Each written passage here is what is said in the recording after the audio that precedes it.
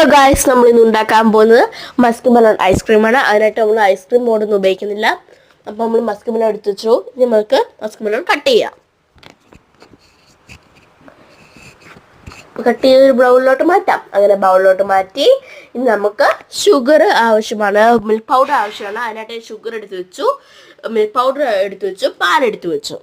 ഇനി നമുക്ക് മിക്സിയിലോട്ട് മാറ്റാം. അതിനായിട്ട് ഞാൻ മസ്ക് മെലോൺ മിക്സിയിലോട്ട് ഇട്ട് കൊടുക്കുന്നുണ്ട്.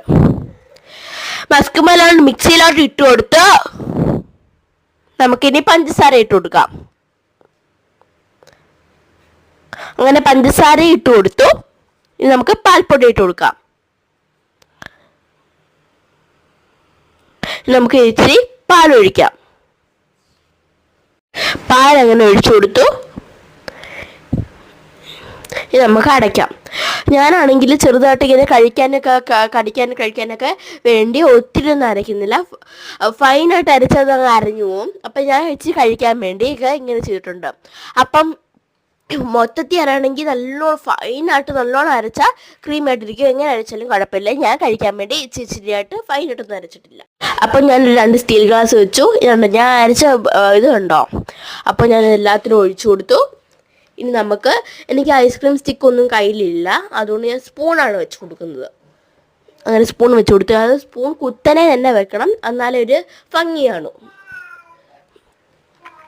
അങ്ങനെ ഞാൻ ഓവർനൈറ്റ് ഫ്രീസ് ആക്കാൻ വേണ്ടി വെച്ചു. ഞാൻ രാവിലെയായി ഞാൻ എടുത്തപ്പോൾ നല്ലോണം കിട്ടിയിട്ടുണ്ട്. നല്ല ഐസ്ക്രീം പരുവത്തിൽ തന്നെ കിട്ടി.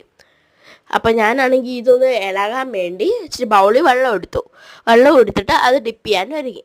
ഇങ്ങനെ ഡിപ്പ് ചെയ്ത് അത് ഇങ്ങനെ ഇളകി വരുന്നുണ്ട്. ഞാൻ കാണിച്ചു തരാവേ.